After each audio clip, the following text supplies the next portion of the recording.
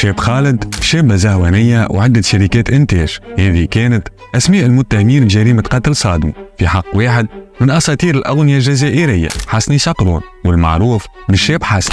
بدينا مع بعض الله يرحمه، بدا بكري وكمل بكري.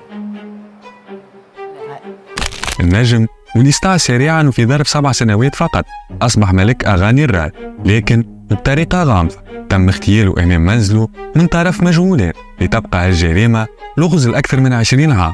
لكن في حلقة اليوم باش نقدموا لكم اعترافات القاتل واللي قام بالكشف عن السبب اللي قتل من أجله حسن.